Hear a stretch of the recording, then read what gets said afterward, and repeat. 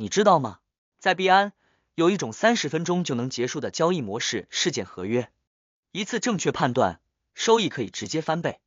今天我用6分钟带你拆解完整玩法、实战策略，以及我亲测有效的风险控制方法，看完你就能马上用上。如果你喜欢快节奏、明确进出场点的交易，这个模式很适合你。事件合约有多个周期，在这里只讲30分钟周期。这个周期支付率为 85%， 即买入100事件合约。如果多空方向选对，那么结束后将获得185。接下来我将讲2种方法，一种使用标准布林通道，一种使用我自己写的指标。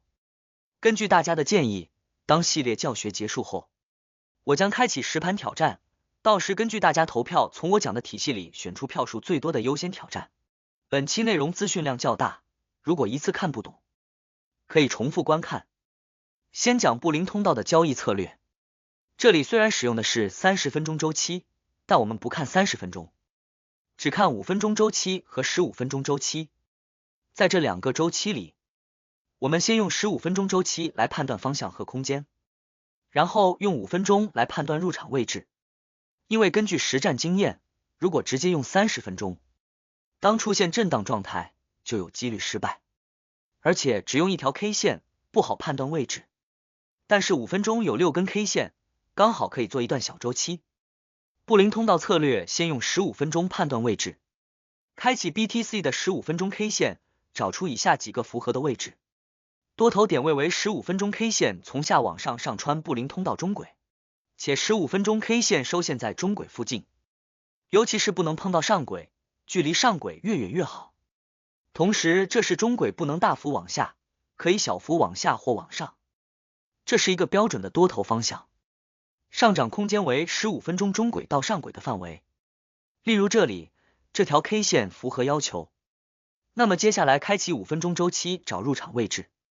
此时5分钟周期在布林通道中轨之下，且 RSI 子线低于黄线，说明5分钟空间足够，在30分钟时间周期内距离上轨较远，满足要求。那么就在这个5分钟位置判断上涨，并在30分钟后获胜。再来看一个15分钟符合、5分钟不符的例子。在同一天，我们看这一条15分钟 K 线，满足要求。那我们切到5分钟，我们可以看到一条 K 线的5分钟位置已经上穿了中轨，而且 RSI 子线已经远高于黄线，不符合要求。可以看到，后来是下跌的。如果这个位置判断上涨，30分钟后就会失败。空头点位为15分钟 K 线在开口状态，15分钟 K 线必须在上轨之下收跌，且距离中轨较远。同时，这根 K 线的 RSI 子线在70以上，或者是刚从70以上下来的第一根 K 线。接下来打开5分钟周期，可以看到5分钟周期，这条 K 线在布林带上轨附近远离中轨，且 RSI 在70以上，符合要求。那么就在这个5分钟位置判断下跌，并在30分钟后获胜。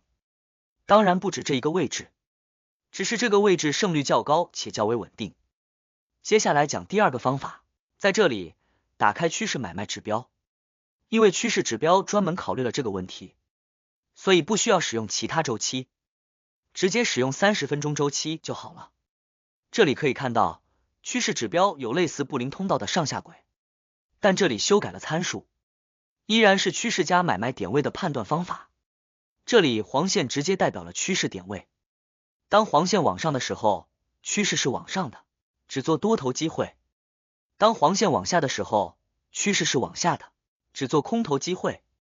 第一，先说多头机会，打开30分钟 K 线，当黄线往上时，跌到黄线附近就是支撑，此时就是多头的机会。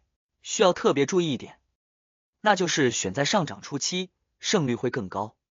上涨初期的判断很容易，当黄线和白线接触之后，黄线首次往上，即是上涨初期，此时黄线的支撑效果更强，也更不容易跌穿。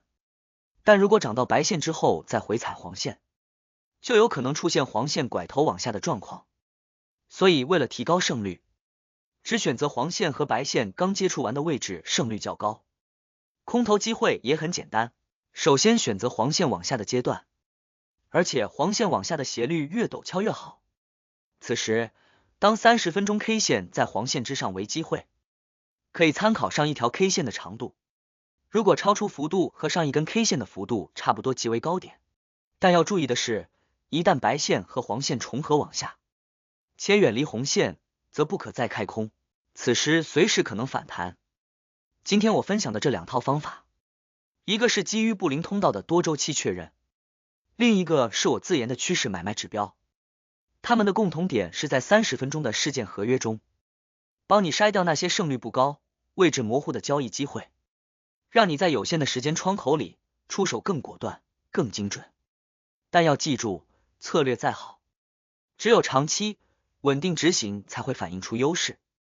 你今天学到的不是一次性的押宝技巧，而是一套能持续优化决策的思路。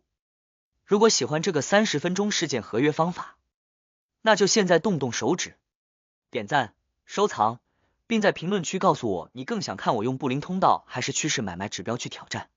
票数最高的策略，我会第一个用。交易的每1分钟都在考验你的判断力，你准备好了吗？